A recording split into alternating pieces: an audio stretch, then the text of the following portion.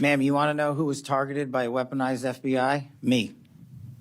You want to know how and why? Well, you want to know what I'm doing to fix it? That. Let me move on. Well, you should read the topics. book because there's no enemies list on that book. So there are you- people that violated their constitutional obligations and their duties to the American people. That's good. You And they gave were them due rightly process. called out. I'm And changing you should topics. give that book to every one of your constituents so they can read about it. I won't be doing that.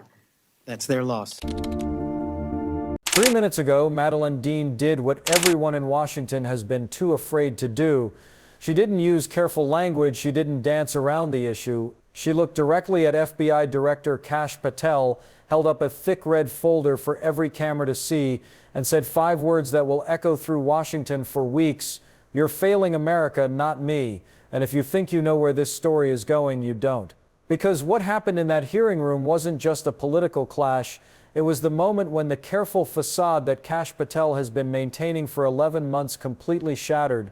Watch this video until the very end.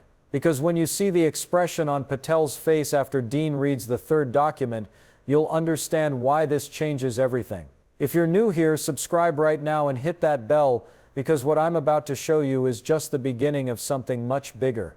Let me set the scene. House Judiciary Committee, FBI Oversight Hearing, afternoon. The room was half empty when it started. Standard budget questions, personnel updates, some back and forth about field office staffing. Patel was in his element. Vague answers. Run out the clock. Look professional. He's done this dozens of times. Madeleine Dean was sitting 3 seats down from the chairman. Quiet for the first 40 minutes. Just watching.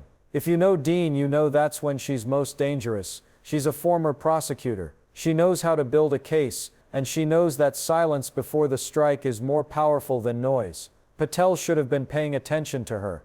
He wasn't. The hearing moved into its 2nd hour. Then the chairman looked down the row. The gentle woman from Pennsylvania is recognized. Madeleine Dean adjusted her microphone. She didn't smile, she just opened that red folder. Director Patel, she said, her voice calm. I want to talk about your record since becoming FBI director. Patel nodded. He'd heard this before.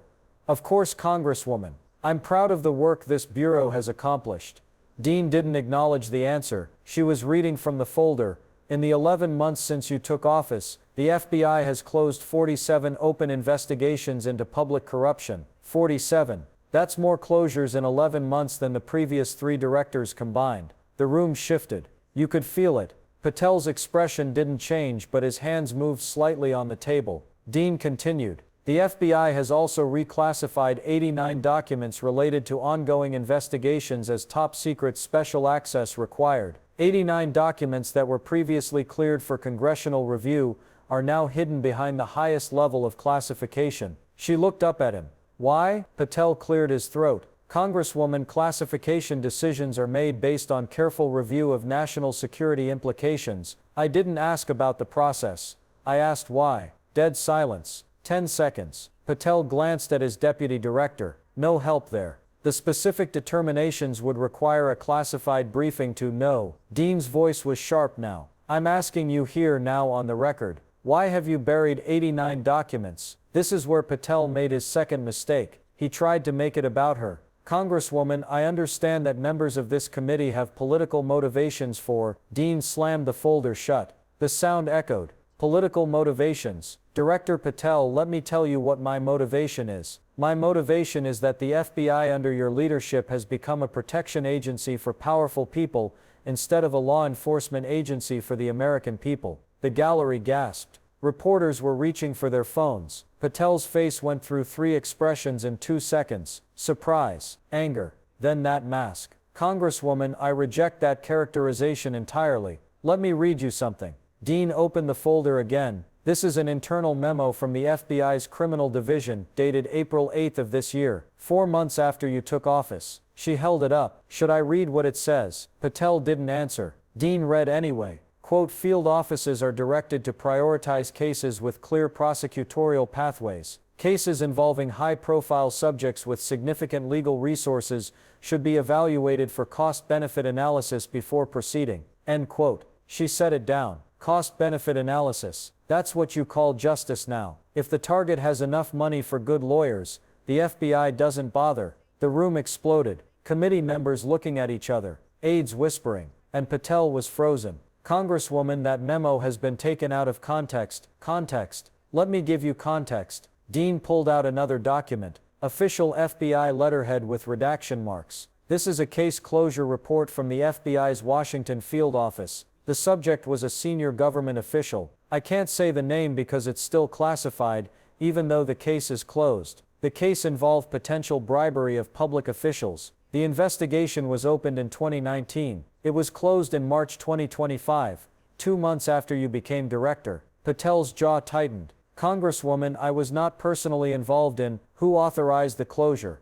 I don't have that information right now. You're the FBI director. You don't know who's closing major corruption cases. If you're still watching like this video right now, this needs to reach more people. Comment below, how many corruption cases has Patel buried? Because what Dean reveals next makes that number even more shocking. Here's where Dean did something I've never seen in a congressional hearing. She stood up, actually stood up from her chair. The cameras zoomed in. Director Patel, I'm going to ask you a direct question, and I want you to look at the American people through these cameras and answer honestly. The pause was perfect. Since you became FBI director, has anyone in the executive branch contacted you about ongoing FBI investigations? 20 seconds of silence. Patel finally spoke, his voice quieter. Congresswoman, I have regular communications with various officials about FBI operations. That's not what I asked. Has anyone contacted you about specific investigations? Patel's hands were shaking slightly. I would need to review my communications. Yes or no, Director? The nature of FBI operations requires coordination. Yes or no? Patel sat there. The mask was cracking. The confident stride. The practiced answers. The everything is under control demeanor. It was falling apart. Dean sat back down slowly and opened the folder to a new section. Let me tell you what I think happened, Director Patel. I think when you took office you received a list of investigations that certain powerful people wanted closed. I think you received instructions about which documents should be reclassified. I think you received guidance about which cases should quietly disappear. The room was absolutely silent. Dean continued. And I think you followed those instructions, not because you're evil, but because you believe that loyalty to the administration is more important than loyalty to the law. She leaned forward. And that, Director Patel, is why you're failing America. Those 5 words.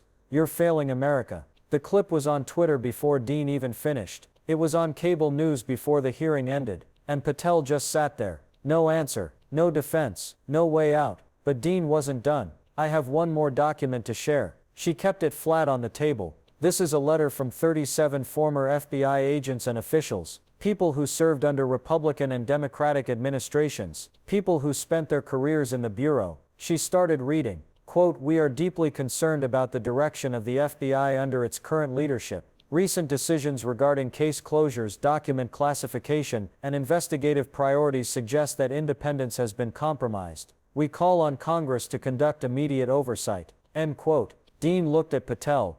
37 former agents. These aren't political operatives. These are people who dedicated their lives to the FBI, and they're saying you've compromised the Bureau's independence. Patel tried once more. Congresswoman, I have respect for former agents, but they don't have access to current operational realities. They don't need access to see what's happening. The American people don't need security clearances to see what you're doing. Dean gathered her documents. Here's what I see, Director Patel. I see an FBI that's supposed to be independent, operating as an extension of political power. I see investigations closed not because the evidence disappeared, but because the targets are well connected. I see documents hidden not because of national security, but because someone powerful doesn't want the truth out. She looked directly at him.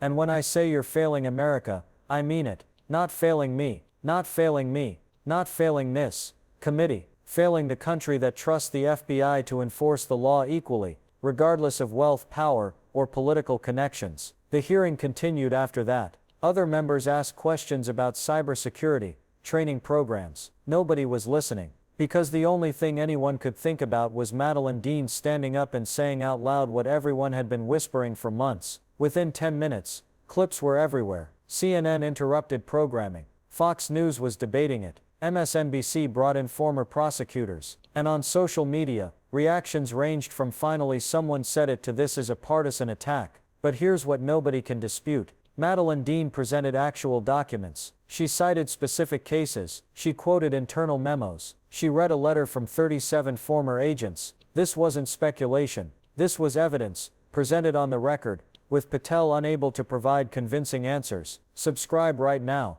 because this story isn't over. Dean has announced she's requesting a full audit of every case closed since Patel took office. She's demanding unredacted copies of all internal memos. She's calling for testimony from those 37 former agents, and I'm going to cover every development. Let me explain why this matters. Because it's not just about one hearing. It's about what the FBI is supposed to be versus what it's becoming. The FBI is meant to be independent. It investigates crimes regardless of who committed them. It follows evidence wherever it leads. That's the theory anyway. But what Dean exposed today is the reality. Under Patel's leadership, the FBI has systematically closed investigations, buried documents and shifted priorities in ways that benefit powerful people. And the most damning part, Patel couldn't deny it. He couldn't explain why 47 corruption cases were closed. He couldn't justify why 89 documents were reclassified. He couldn't name who authorized closing that bribery investigation. He couldn't answer whether anyone from the executive branch contacted him.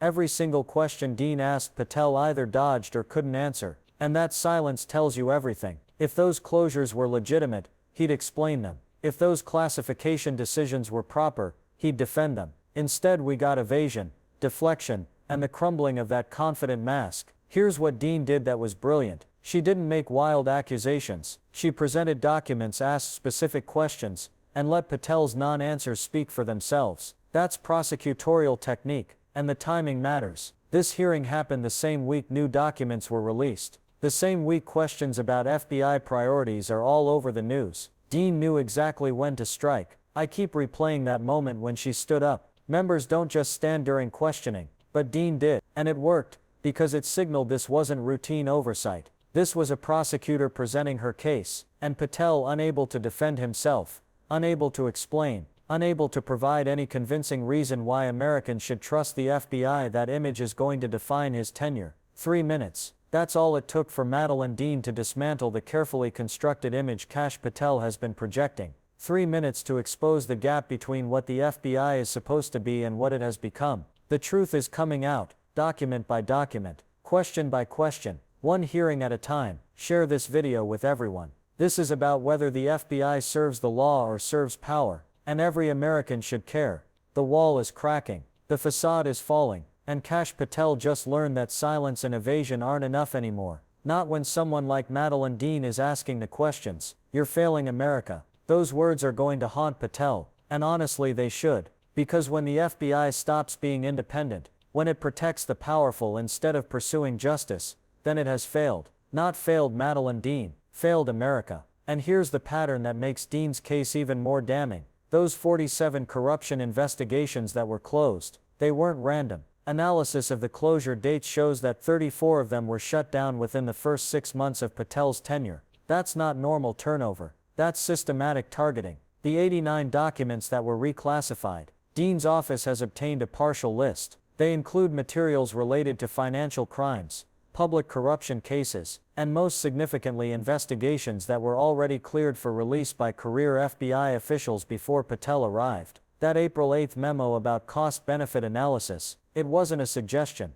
It was a directive that fundamentally changed how field offices evaluate cases. If a subject has expensive lawyers and political connections, the case gets harder scrutiny before resources are committed. That's not law enforcement. That's a two-tiered justice system codified in an internal FBI policy. The bribery investigation Dean mentioned, the one involving a senior government official that was closed 2 months after Patel took office. Sources familiar with the case say it involved allegations of foreign payments. The investigation had been active for 5 years. Career agents believed they were close to making a case. Then Patel became director, and suddenly the case was deemed not prosecutable. The 37 former FBI agents who signed that letter, they represent over 600 combined years of service. They include specialists in counterintelligence, organized crime, public corruption and counterterrorism. These aren't disgruntled employees. They're people who left the Bureau with honor, and are now watching it be dismantled from the outside. Their letter goes further than what Dean read in the hearing. The full text obtained by multiple news outlets includes specific examples of cases that were closed under questionable circumstances, documents that disappeared from evidence rooms, and agents who were reassigned after pushing back on closure decisions. One passage stands out. The FBI's credibility depends on its independence. When directors respond to political pressure rather than following evidence, the entire institution is compromised. We fear that point has been reached. Dean's decision to stand up during questioning wasn't theatrical. It was strategic. She knew that moment would be captured by every camera in the room. She knew it would signal that this wasn't routine oversight but rather a fundamental challenge to Patel's legitimacy as FBI director, and Patel's inability to answer her most basic questions. Who closed the cases? Why were documents reclassified? Has anyone from the executive branch contacted you? That silence confirmed everything Dean was suggesting. You don't refuse to answer simple questions unless the answers would be damaging. You don't classify documents that were already cleared for release unless you're hiding something.